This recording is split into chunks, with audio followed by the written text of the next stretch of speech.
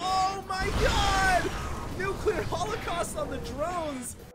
Hello and welcome to UC Davis StarCraft. I'm Alpha Ferg and I'm really excited right now because we just saw two very good games between UC Davis's IMP Tbeezy and FG Future as the Blue Protoss, Terran versus Protoss. This final game is going to be on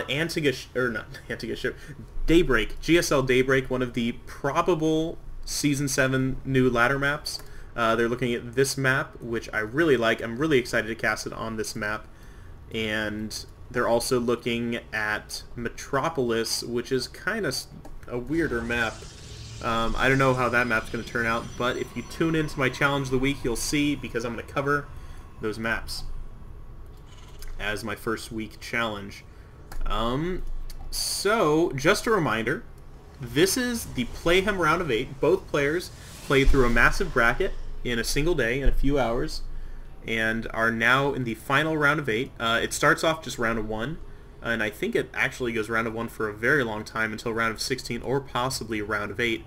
So this is one of the first best of 3s these players are playing today, if not the first, and they're ready to go. We just saw two really good games. Just as a reminder, game 1, Future and Tbeezy just traded armies back and forth, trying to mind read, trying to get out really good builds and unit compositions against the other player, back and forth on Tal'Darim Altar, until finally Future managed to pull ahead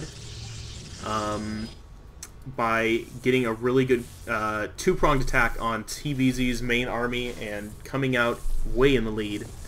On the other hand, game 2 saw a similar type of game on Daybreak, but instead what happened is Tim just had some smarter attacking angles, some smarter decisions in the attack, and he came out way ahead after the initial Colossi Viking engagement.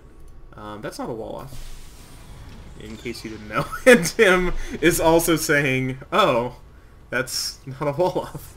And that's bad, because for Future is seeing there's no gas. Tim finally able to snipe the snipe the probe, but that's not a wall off, folks. Tim, that's still not a wall off. Looks like there's totally a gap there. Shit, what was I talking about? Tim came ahead in the Viking Colossi fight, and then being able to get ghosts and totally read the Templar transition. I don't think a single storm went off, and there were 6 Templars. Tim just totally demolishing all of Future's army in really good engagements. So here, finally into this game,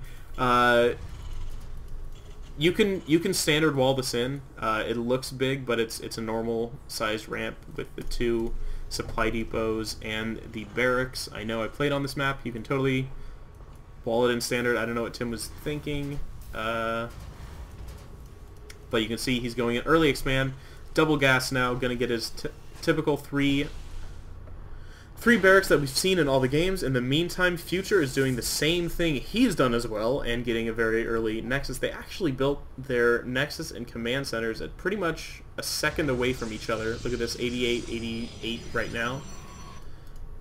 And a nice placement for a proxy. Forward pylon. Actually, I really like that, because it's out here, it's going to get scouted, especially unless you're doing it right here at the Zelnaga Tower and you try to hold that for the majority of the early game. And the Stalker's going to say, hey guys, what did I do to hurt you? And Future is just going to get a little bit more ahead because of chrono boosting probes and building pylons. But that does mean he has to build more pylons. So it's you know, pretty balanced. That wasn't a commentary on things that are broken in the game. They're just saying he's going to get a little bit more ahead than Tim because he has 7 more workers and they played pretty similarly.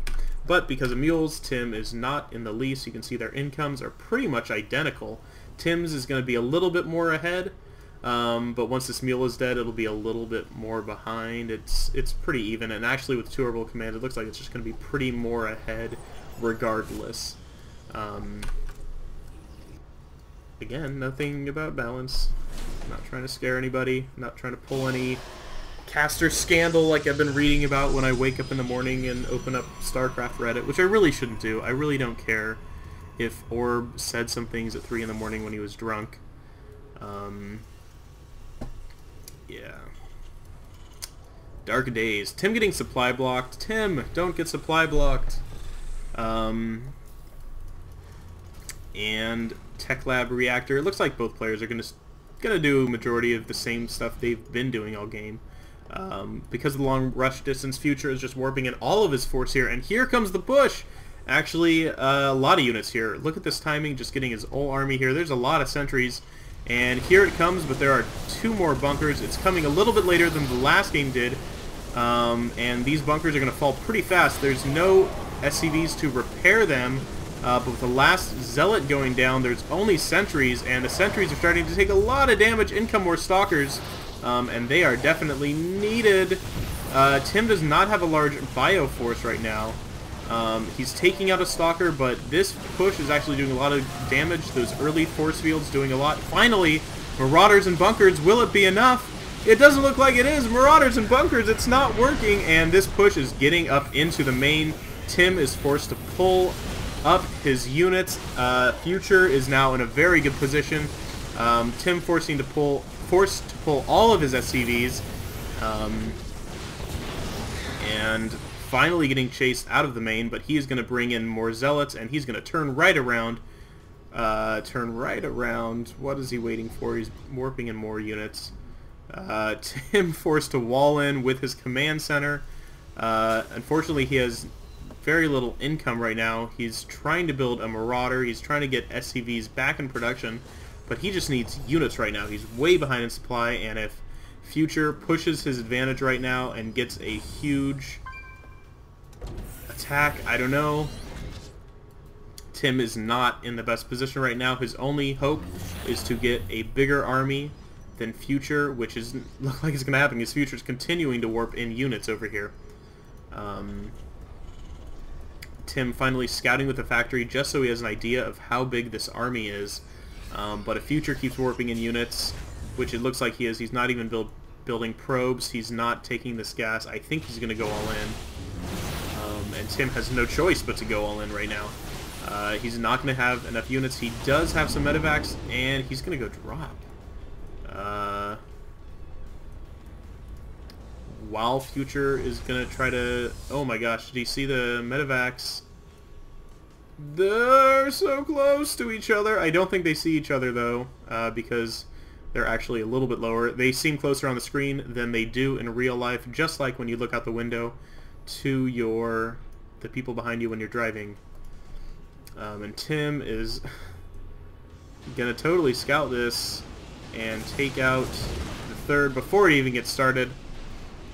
The Future read that. Tim probably thinks the army's still at his front. It's not. It's here. And Tim's drop is gonna get totally shut down, though he could take this expansion anytime he wants to. The sentry running away, making sure there's no proxy expand. And Tim, you need your second man. Managing to keep up a little bit, but look at the tech that Future has taken this opportunity to get. He's got his Robo coming out, and he's got Twilight Council.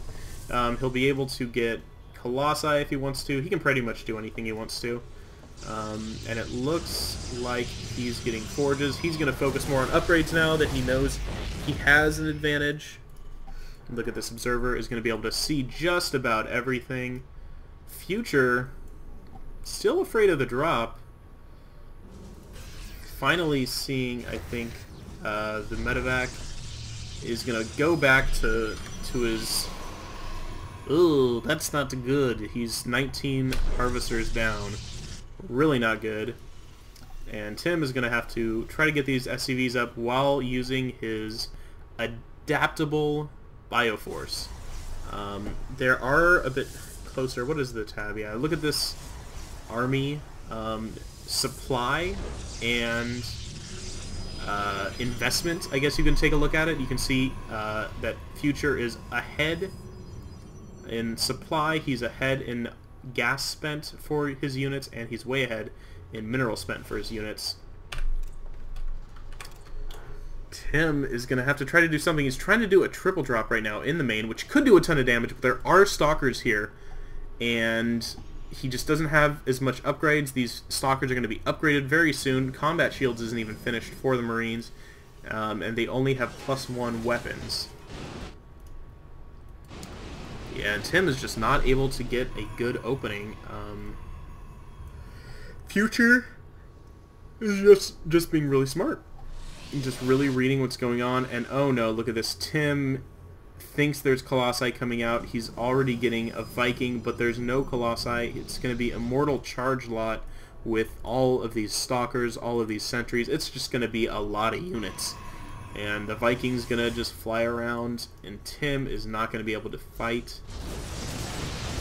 A nice Tim here, just delaying the 4th. And Tim is continuing to build Vikings. There's not even like a starport. There's no flying units that Future can build right now, aside from the Warp Prism and the Observer. He is getting a little supply blocked, which is good for Tim. And Tim, you can see now, is getting a Ghost Academy. He may be reading that there is no use for these poor Vikings,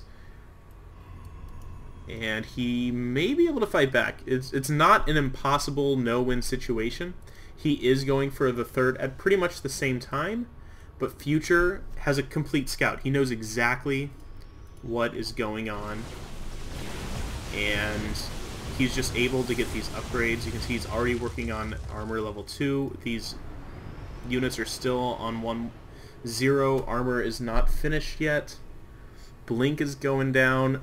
Ground weapons level 2 is being completed. Templar coming out. Tim did go to Ghost, which he does need. There's no Colossi, a really smart scout, a really smart read, and not seeing any Colossi. But the Vikings are going to be useless, that's for sure.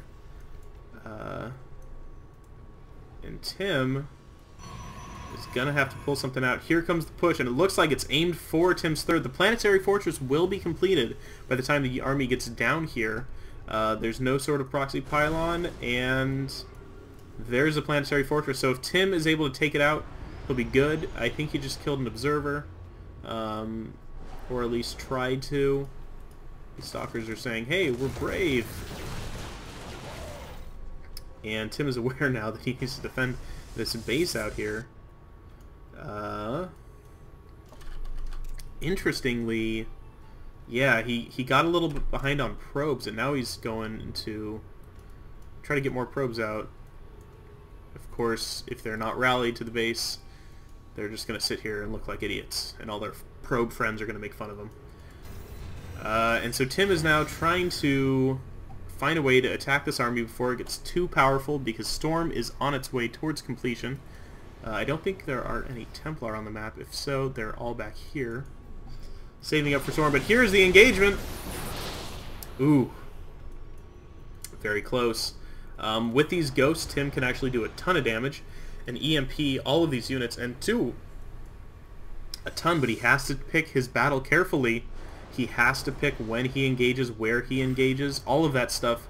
Very smart. And here it looks like he is saying, let's do it, guys. Moving in, he gets some great EMPs off. Look at all of these sentries have nothing, and his army is wasting away at Future. And you can see Tim is now in the supply lead. His army does get caught behind these poor force fields, but here is the engagement.